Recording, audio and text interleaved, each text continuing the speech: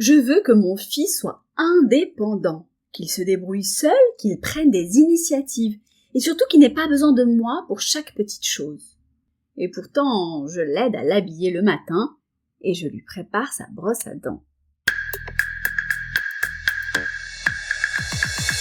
Vous écoutez Daronade de comptoir, le podcast des darons et daronnes.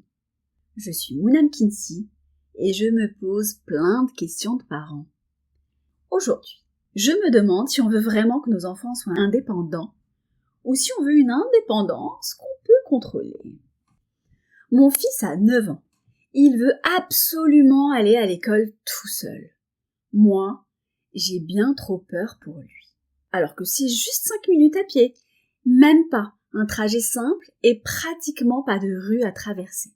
Et pourtant, je ne suis pas prête à sauter le pas. En 6e peut-être ? J'entends déjà ma mère me dire que c'est trop tôt. Mais pour lui faire plaisir, on le laisse aller chercher le pain à la boulangerie en face de notre immeuble. Vraiment en face. Et je le regarde par le balcon. Je suis tout son trajet. J'attends qu'il sorte de la boulangerie et je l'observe quand il est sur le retour. Il est trop content et moi je suis rassurée. Je ne lui dis pas vraiment que je le surveille, sinon ça gâche tout. Oui, je sais. J'ai beau avoir envie qu'il soit un garçon autonome, j'ai trop peur pour lui et je le fais tout pour qu'il ne soit pas autonome du coup. L'indépendance de nos enfants, elle ne se passe pas que dans leur tête. Elle se passe aussi dans la nôtre. Et dans la nôtre, c'est beaucoup plus compliqué. Est-ce qu'on veut vraiment que nos enfants soient indépendants ou est-ce qu'on veut juste qu'ils soient indépendants dans un cadre qu'on maîtrise, à un rythme qu'on choisit, une façon qui ne nous coûte pas trop? Autrement dit, quand on dit « je veux qu'il se débrouille seul », est-ce qu'on parle de lui ou est-ce qu'on parle d'une version de l'indépendance qui nous rassure, nous? J'attaque le sujet sur le parent, ce grand coupable. Est-ce que vous connaissez le paradoxe de la séparation? Pour qu'un enfant devienne autonome, il faut que le parent accepte de lâcher quelque chose. Une part de contrôle, de présence. Une part de la certitude que tout va bien parce qu'on peut voir que tout va bien. Et cette perte-là, elle n'est pas que symbolique. Elle est physique, émotionnelle et surtout bien réelle. Regarder son enfant partir seul pour la première fois, le laisser gérer un conflit sans intervenir, accepter qu'il fasse une erreur sans le prévenir, tout ça demande quelque chose aux parents. Un effort actif contre ses propres instincts. Ce n'est pas naturel de lâcher. Ce qui est naturel, c'est de protéger. Et l'autonomie, c'est précisément l'endroit où protéger et lâcher entrent en tension. Ce que les chercheurs soulignent, c'est que les parents qui arrivent le mieux à soutenir l'autonomie de leur enfant ne sont pas ceux qui ne s'inquiètent pas. Ce sont ceux qui s'inquiètent et qui lâchent quand même. D'ailleurs, je trouve qu'il y a un paradoxe sur la question de l'indépendance des enfants. D'un côté, on valorise l'autonomie, la débrouillardise et même la capacité à se prendre en charge. C'est ce qu'on veut pour eux et c'est ce qu'on dit. De l'autre, on a réduit drastiquement les espaces d'autonomie réels qu'on leur offre. Les enfants d'aujourd'hui ont beaucoup moins de temps non supervisé que leurs parents au même âge. Ils vont moins souvent seuls à l'école, au parc, chez les copains. Chaque déplacement est organisé, accompagné et peut-être même tracé. On veut des enfants indépendants qu'on accompagne partout. Oui, ce n'est pas de la mauvaise volonté, mais plutôt de la peur. Une peur qui s'est installée progressivement, nourrie par les médias, par les faits divers, par le sentiment que le monde est plus dangereux qu'avant. On a peur, alors on surveille. Et en surveillant, on empêche l'indépendance qu'on dit vouloir. Ce que j'observe chez moi, c'est que mon inconfort face à l'indépendance de mon fils n'a pas grand-chose à voir avec lui. Il est capable. Je le sais. Je l'ai vu faire des choses difficiles avec une aisance qui me surprendra toujours. Une partie de mon identité de mère est construite sur le fait d'être nécessaire et de faire ce qu'il faut pour que mon enfant soit un adulte épanoui et heureux. Alors l'autonomie de mon fils, chaque fois qu'elle grandit d'un cran, me dit doucement que je suis peut-être un peu moins présente, que c'est bien, mais que c'est aussi un deuil.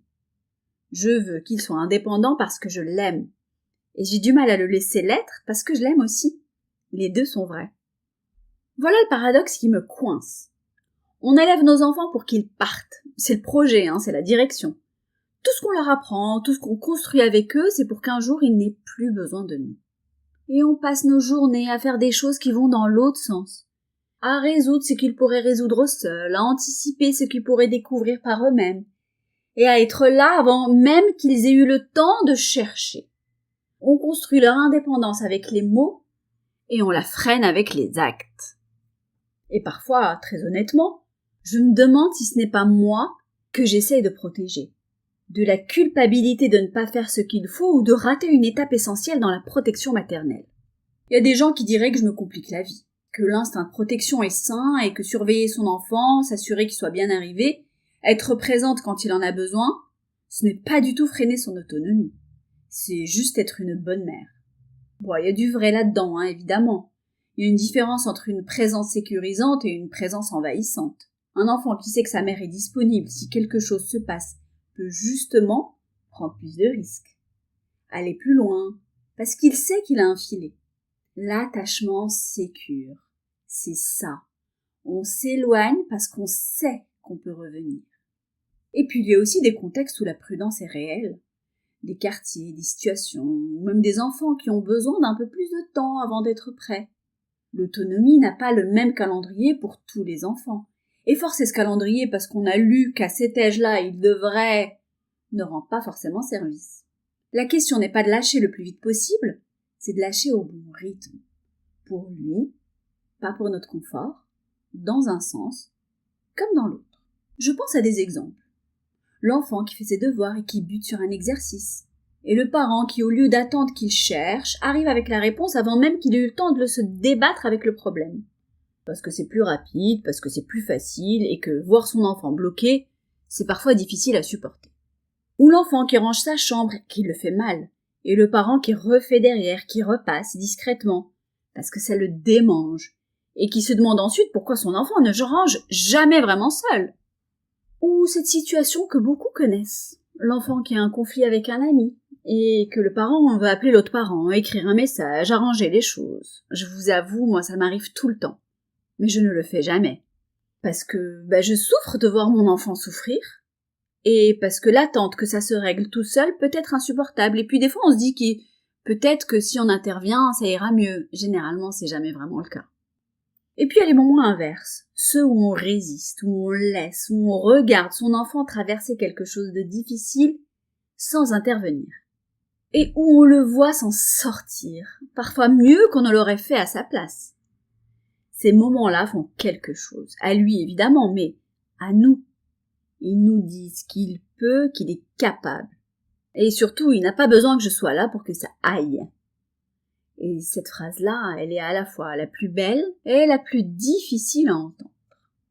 Ma sœur m'a parlé dernièrement du concept de parent hélicoptère. Je ne sais pas si vous connaissez ce concept. J'adore ce concept parce que si je suis honnête avec moi-même, je m'y reconnais un petit peu. Et en même temps, je rejette totalement le fait d'être comme ça. Le parent hélicoptère, c'est le parent dont la présence est proche et intervenante, qui cherche à combler tous les besoins de ses enfants avant même que ceux-ci puissent exprimer leurs besoins. Ce qui est intéressant dans ce concept, c'est le fait que ce sont les mêmes parents qui disent vouloir que leur enfant soit autonome. L'intention est là, mais la pratique ne suit pas du tout.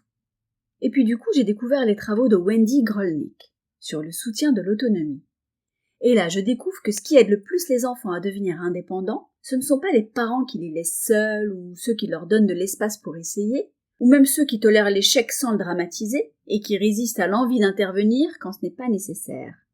Ce sont les parents qui résistent à l'envie d'intervenir quand ce n'est pas nécessaire. La présence sans l'intervention. C'est peut-être la définition la plus juste du soutien à l'autonomie. Et c'est probablement la chose la plus difficile à faire. Bon, moi, voilà où j'en suis. Je veux que mon fils soit indépendant, vraiment, ce ne sont pas que des mots. Et en même temps, chaque fois qu'il prend un peu plus d'espace, qu'il rentre seul ou qu'il gère quelque chose sans moi, il y a une partie de moi qui est fière et une autre qui ressent quelque chose comme du vertige ou de la panique. J'ai compris que ce vertige, ce n'est pas un signe que je fais quelque chose de mal, c'est juste le signe que je l'aime et que l'aimer,